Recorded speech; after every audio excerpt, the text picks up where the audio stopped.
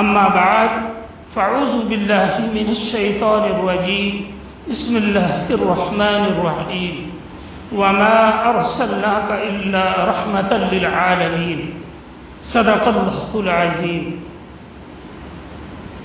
جب سر میں ہوائے طاعت تھی سر سبز شجر امید کے تھے، جب سر میں ہوائے طاعت تھی سر سبز شجر امید کے تھے، اور جب سر عصیاں چلنے لگی اس پیڑ نے پھلنا چھوڑ دیا۔ اللہ کی راہ اب بھی ہے کھلی، آثار و نشاں سب قائم ہیں۔ اللہ کی راہ اب بھی ہے کھلی، آثار و نشاں سب قائم ہیں۔ اللہ کے بندوں نے لیکن اس راہ پہ چلنا چھوڑ دیا۔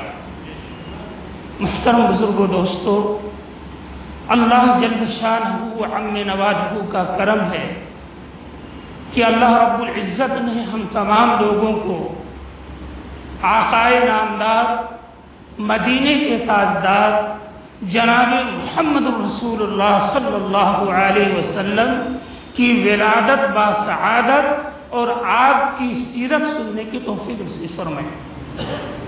دوستو، بزرگوں، اس دنیا کے اندر ہر مہینے میں، چاہے وہ ربیع الاول کا مہینہ ہو، محرم ہو، سفر ہو، ذی الحجہ ہو، اس اللہ رب العزت نے اس دنیا کے اندر کم و بیش 1,24,000 نبیوں کو بھیجا۔ اس دنیا کے اندر نبی آتے رہے، ہر مہینے میں نبی آئے، لیکن میرے بھائیو، دوستو، بزرگوں، یہ وہ مہینہ ہے کہ اس مہینے میں، اس ربیع الاول کے مہینے میں صرف نبی پیدا نہیں ہوا، صرف پیغمبر نہیں آیا، صرف رسول نہیں آیا، بلکہ دوستو، بزرگوں، اس مبارک اور عظمت والے مہینے میں امام الانبیاء جناب محمد رسول اللہ صلی اللہ علیہ وسلم تشریف لائے۔ اب یہاں ایک بات سمجھنے کی ہے کہ اللہ تبارک و تعالی نے انسان کو مٹی سے بنایا، ہم اور آپ مٹی سے بنائے گئے، جنات کو اللہ رب العزت نے آگ سے بنایا۔ اب بات یہ سمجھنا ہے کہ جو نبیوں کا سردار ہے، جس کے لیے اللہ تبارک و تعالی نے آسمان کو پیدا کیا، زمین کو پیدا کیا، چاند اور سورج کو پیدا کیا، کائنات کے نظام کو بچھایا، اس ذات کے لیے اور اس نبی کو اللہ رب العزت نے کس چیز سے پیدا کیا؟ غالباً میں پچھلے سالوں میں بیان کر چکا ہوں کہ اللہ رب العزت نے اپنے محبوب نبی جناب محمد رسول اللہ صلی اللہ علیہ وسلم کو 8 چیزوں کے مجموعے سے بنایا۔ نمبر 1، اللہ رب العزت نے حضرت جبرائیل علیہ السلام کو یہ حکم دیتے ہیں کہ اے جبرائیل، تم جاؤ اور جا کر اس مقام سے، جس مقام کا نام آج مدینہ ہے، اے جبرائیل تم جاؤ اور مدینے سے خاک شفا لے کر آؤ۔ جب حضرت جبرائیل علیہ السلام خاک شفا مدینے سے لے کر آتے ہیں، اللہ تبارک و تعالی پھر حکم دیتے ہیں کہ اے جبرائیل تم جاؤ اور جا کر جنت سے مشک لے کر آؤ۔ حضرت جبرائیل علیہ السلام حکم خداوندی کے مطابق جنت جاتے ہیں اور مشک لے کر آتے ہیں۔ پھر حکم خداوندی ہوتی ہے، اللہ فرماتا ہے کہ اے جبرائیل آپ پھر دوبارہ جنت میں جاؤ اور جا کر زعفران لے کر آؤ۔ حکم خداوندی کے مطابق حضرت جبرائیل علیہ السلام جنت جاتے ہیں، زعفران لے کر آتے ہیں۔ پھر حکم ہوتا ہے کہ اے جبرائیل تم جنت جاؤ اور جا کر جنت سے کافور لے کر آؤ۔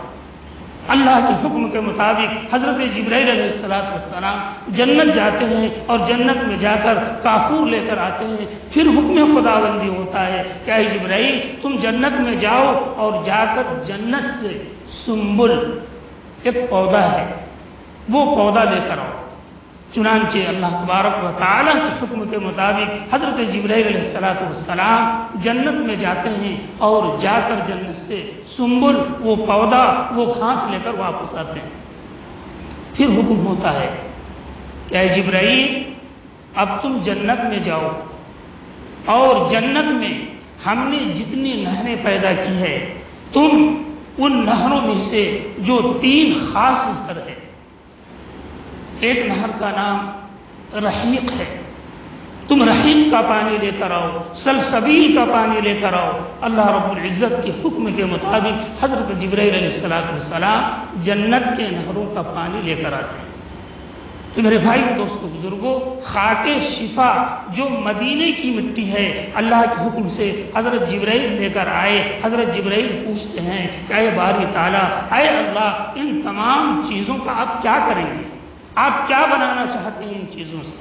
اللہ تبارک و تعالیٰ نے سید الملائکہ حضرت جبرائیل علیہ السلام سے فرماتے ہیں کہ اے جبرائیل، یہ میرا محبوب نبی جس کو میں پیدا کرنے والا ہوں، اس خاک شفا سے اس محبوب نبی کا جسمی اثر میں بنانے والا ہوں۔ لہذا مدینے کی وہ خاک شفا سے آقا نامدار تاجدار مدینہ جناب محمد رسول اللہ صلی اللہ علیہ وسلم کا جسمی اثر تیار ہوتا ہے۔ پھر اللہ تبارک و تعالیٰ فرماتے ہیں اے جبرائیل، یہ جو مشک میں نے تم سے منگایا، اس مشک سے میں امام الانبیاء اور اپنے اس محبوب نبی کے جسم کے اندر جو رگیں ہیں وہ رگیں بنانے والا ہوں، اور جو زعفران میں منگایا اس زعفران سے میں امام الانبیاء کی ہڈیاں بنانے والا ہوں۔ اسی طرح دوستو بزرگوں، وہ 3 نہروں کا پانی جو ذکر کیا گیا، اللہ تبارک و تعالیٰ فرماتے ہیں کہ وہ 3 نہروں کا پانی میں نے استعمال کیا جیسے ایک انسان کو عام طور پر پسینے جو آتے ہیں، امام الانبیاء جناب محمد رسول اللہ صلی اللہ علیہ وسلم کو جو پسینے آتے ہیں آپ کے چہرے میں، آپ کے جسم میں، دراصل وہ پسینہ نہیں ہے بلکہ جنت کے 3 نہروں کا خوشبودار پانی ہے۔ تو میرے بھائی و دوستو بزرگوں، اب میں یہ بات تو مختصر چل رہی ہے، میں آپ کی ولادت باسعادت سیرت النبی پر علماء کرام کے بیان ہو چکے ہیں، میں آپ کی ولادت کے اوپر آتا ہوں۔ 8 چیزوں کے مجموعے سے اللہ تبارک و تعالیٰ نے آپ صلی اللہ علیہ وسلم کے جسم اطہر اور آپ کی ذات کو بنایا۔ ایک دن حضور کے دادا حضرت عبد المطلب خانہ کعبہ کے پاس گھوم رہے تھے، طواف کر رہے تھے۔ اچانک حضرت عبد المطلب دیکھتے ہیں کہ خانہ کعبہ اٹھا اور جھکنے لگا۔ پھر آپ پیچھے مڑتے ہیں، دیکھتے ہیں کہ وہاں مقام ابراہیم ہے، وہ مقام ابراہیم بھی تھوڑا اٹھا اور جھکنے لگا۔ حضور کے دادا حضرت عبد المطلب پریشان ہو گئے، پسینے آنے لگے، وہ بھاگتے بھاگتے اپنے گھر پہنچتے ہیں اور گھر کے باہر چوکھٹ میں بیٹھ جاتے ہیں۔ اندر حضرت آمنہ رضی اللہ تعالی عنہا کو آہٹ ملتی ہے کہ کوئی نہ کوئی ہمارے دروازے پر آیا ہے۔ بی بی آمنہ دروازہ کھولتی ہے، کھولنے کے بعد دیکھتی ہے کہ حضرت عبد المطلب لمبی لمبی سانسیں لے رہے ہیں اور چوکھٹ میں بیٹھے ہوئے۔ بی بی آمنہ فرماتی ہے کیا مسئلہ ہے، کیا پریشانی ہے، آپ بڑی پریشان نظر آ رہے ہیں۔ حضرت عبد المطلب حضور کے دادا فرماتے ہیں کہ میں تم کو کیا بتاؤں، یہ میرے ساتھ پریشانی کیا ہے۔ بہرحال دوستو بزرگوں، بی بی آمنہ جو حضور کی والدہ ہے اندر جاتی ہے، ایک گلاس میں پانی لے کر حضور کے دادا حضرت عبد المطلب کے سامنے پیش کرتی ہے۔ حضرت عبد المطلب وہ پانی پی لیتے ہیں۔ اسی اثنے میں، اسی درمیان میں حضرت عبد المطلب کو ایک خوشبو محسوس کرتے ہیں، اور وہ خوشبو نہ تو ملک شام کا وہ خوشبو ہے، نہ عراق کا ہے، نہ دنیا کے کسی کونے کی خوشبو ہے۔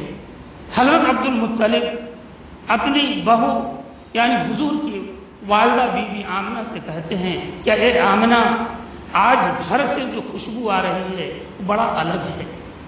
یہ خوشبو نہ تو شام کا ہے، نہ مکے کا ہے، نہ مدینے کا ہے، آخر یہ خوشبو کہاں سے آ رہی ہے؟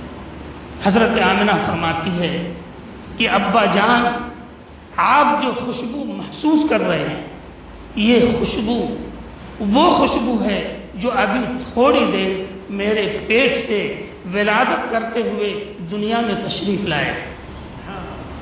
میرے بھائیو دوستو بزرگوں، پتہ یہ چلا کہ آپ علیہ الصلاۃ والسلام کی ولادت کی وجہ سے خوشبو گھر کے اندر پھیلی، اور کتابوں کے اندر آتا ہے کہ تھوڑی ہی دیر میں وہ خوشبو پورے مکے کے اندر پھیل گئی، پورے مکے کے اندر پھیل گئی۔